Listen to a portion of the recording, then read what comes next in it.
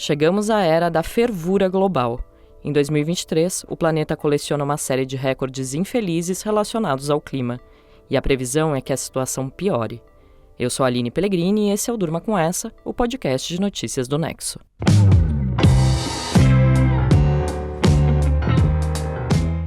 Olá, eu sou o Conrado Corsaletti, estou aqui com a Aline para apresentar esse podcast que vai ao ar todo começo de noite, de segunda a sexta, sempre com notícias que podem continuar a ecoar por aí. Quarta-feira, 8 de novembro de 2023, dia em que cientistas da União Europeia afirmaram que este provavelmente vai ser o ano mais quente em 125 mil anos. O recorde veio associado a outro. Os mesmos cientistas também revelaram que o mês passado também superou por uma margem enorme o recorde anterior de temperatura de outubro, que foi verificado em 2019. Os cientistas da União Europeia disseram que esse recorde foi quebrado em 0,4 graus Celsius. O recorde de outubro foi classificado como uma anomalia de temperatura. Uma anomalia, segundo eles, muito extrema. Esse calorão tem explicação. De acordo com os cientistas, o período quente tem uma causa óbvia, que você provavelmente já ouviu algumas vezes em 2023. Ele é resultado de uma poderosa combinação das contínuas emissões de gases do efeito estufa com o El Niño. O El Niño é marcado pelo aquecimento anômalo das águas do Oceano Pacífico Equatorial. É um fenômeno natural que acontece a cada 5 ou 7 anos e influencia o clima em todo o mundo. Em 2023, ele começou oficialmente em junho. Em condições normais, os ventos alísios no Oceano Pacífico carregam a água que foi aquecida pelo Sol para o oeste. Ventos alísios são aqueles que sopram constantemente dos trópicos para a linha do Equador. No oeste do globo, ou seja, para o lado da Oceania, a água é literalmente empilhada. Lá, o nível do mar é até 20 centímetros mais alto do que na América do Sul. O calor é então transferido da água para o ar. Mais leve e úmido, esse ar aquecido sobe e condensa, ocasionando chuvas na região da Oceania. Enquanto isso, ao longo da costa da América, as águas mais frias do fundo são puxadas para a superfície num fenômeno chamado de ressurgência. O El Niño acontece quando esse equilíbrio é alterado. Ele pode enfraquecer ou até mesmo reverter essa dinâmica, ou seja, a água mais quente, que era transportada para o oeste, passa a se deslocar para a América do Sul. E as chuvas da região também se aproximam do continente. Nessa quarta-feira, a Organização Meteorológica Mundial disse que o atual El Niño vai durar pelo menos até abril de 2024. A previsão anterior era que ele acabaria ainda esse ano. A nova estimativa da agência da ONU é preocupante, porque isso significa que o pior ainda está por vir. No comunicado da organização, o Peter Talas, secretário-geral da agência, diz que os fenômenos extremos, como as ondas de calor, as secas, os incêndios florestais, as chuvas intensas e as inundações, vão se intensificar. Apesar da influência do El Niño em transformar 2023 no ano mais quente em 125 mil anos, os cientistas europeus se disseram assustados ao constatar que a temperatura global desde junho de 2023 é muito mais quente do que durante o segundo semestre de 2015, por exemplo, quando o El Niño foi muito mais forte. Então o calorão de 2023 também está influenciado pelo conjunto de alterações chamado de mudanças climáticas. Essas alterações são acompanhadas de perto desde o século XX e são agravadas por ações humanas que lançam os chamados gases do efeito estufa na atmosfera. Atividades como a agropecuária, que libera poluentes por causa de fertilizantes e dos dejetos do gado bovino, o descarte de lixo, a queima de combustíveis fósseis, como carvão e petróleo, e mudanças no uso do solo, como o desmatamento, emitem grande quantidade de gás carbônico, entre outros poluentes. A retenção desses gases na atmosfera causa perturbações em suas dinâmicas e fenômenos. Aí vem o efeito estufa. A principal evidência disso é o aquecimento global. Em julho, o secretário-geral da ONU, Antônio Guterres, fez um pronunciamento em que disse que a era do aquecimento global terminou. Segundo ele, era agora fervura global. O ar é irrespirável, o calor é insuportável e a inação climática de governos e do setor privado é inaceitável. The era of global warming has ended, the era of global boiling has arrived. The air is unbreathable, the heat is unbearable, and the level of fossil fuel profits and climate inaction is unacceptable.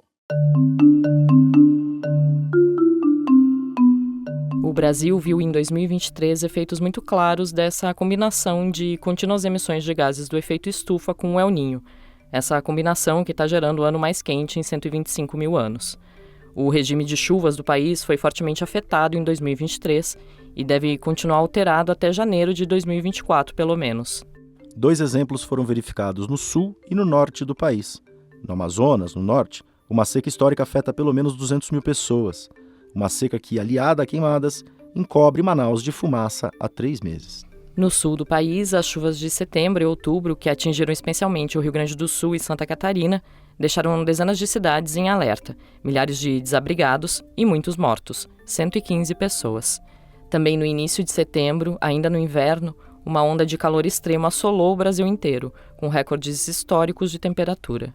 Um levantamento da Confederação Nacional dos Municípios, feito para a rede CNN Brasil, mostrou que 5.800.000 pessoas no país foram afetadas pelas chuvas intensas ou secas prolongadas em 2023. Essa conta inclui perdas econômicas, mortes e desalojamentos. Essas secas históricas e chuvas intensas são exemplos de eventos extremos. Desde os anos 50, os cientistas atestaram o aumento de eventos extremos relacionados a altas temperaturas e a tempestades nos Estados Unidos. Ao longo do tempo, pesquisadores em outros países também registraram um aumento de ciclones mais intensos, por exemplo. São eventos diretamente relacionados com a mudança climática. O impacto econômico dos eventos extremos que afetam de forma mais aguda a agricultura, as obras públicas, o comércio local, a indústria e a pecuária gerou perdas bilionárias para o Brasil. 50 bilhões e 500 mil reais são estimados em prejuízos econômicos causados por estiagens e chuvas prolongadas no país em 2023.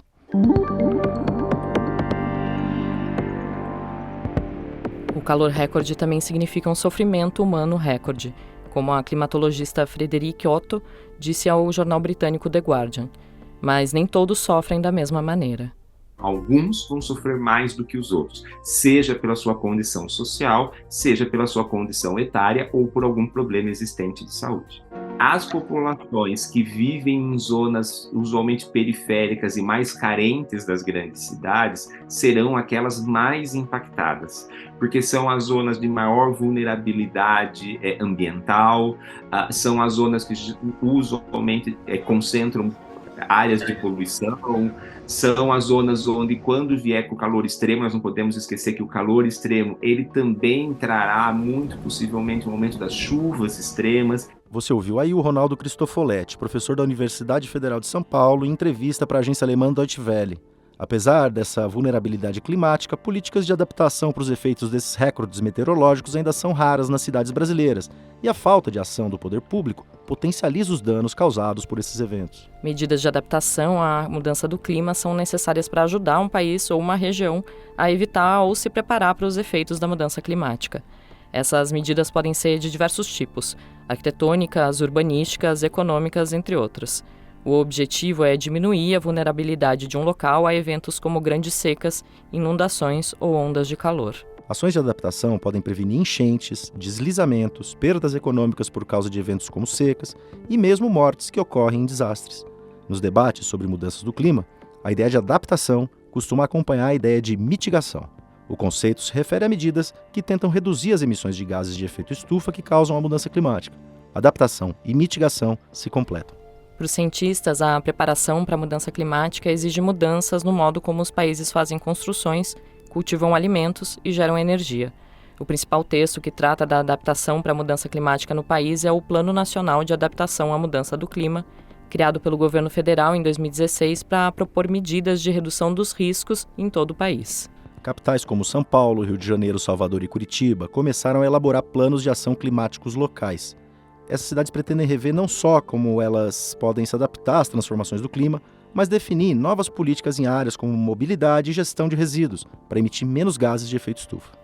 A nível global, algumas das principais iniciativas para combater a crise climática surgiram nos anos 90, década em que, além das autoridades, a sociedade civil começou a despertar para o aquecimento global e outros problemas ecológicos.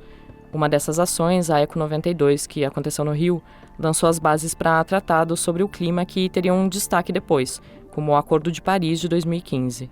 O Acordo de Paris inaugurou uma nova fase de ações de combate à crise do clima. Ele foi assinado como resultado de negociações entre 195 países que naquele ano participavam da COP21. É o primeiro tratado universal de combate ao aquecimento global, ou seja, foi o primeiro a ser assinado por todos os países que participaram da Conferência do Clima.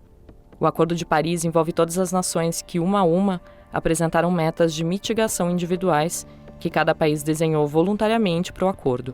A meta comum de longo prazo é manter o aumento da temperatura média global bem abaixo de 2 graus Celsius em relação ao nível pré-industrial.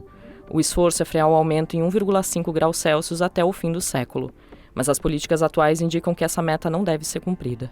Apesar de a ciência alertar sobre a necessidade de agir para mitigar os efeitos das mudanças climáticas, grupos econômicos e parte dos políticos resistem a tomar medidas a respeito do aquecimento global, de seus efeitos e de suas causas humanas. Isso porque superar a crise implicaria em profundas mudanças nos modos de vida, produção e consumo que têm sido economicamente prósperos desde a Revolução Industrial.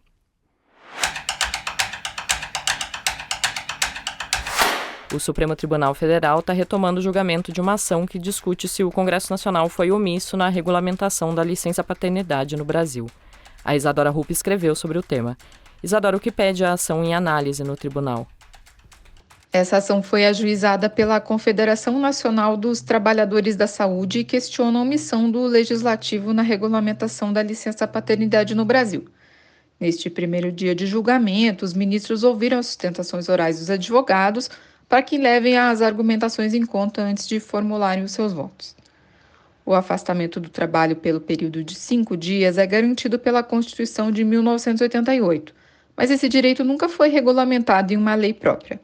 Além disso, a Confederação e outras entidades que entraram como partes na ação questionam a disparidade no tempo entre a licença-paternidade e a licença-maternidade.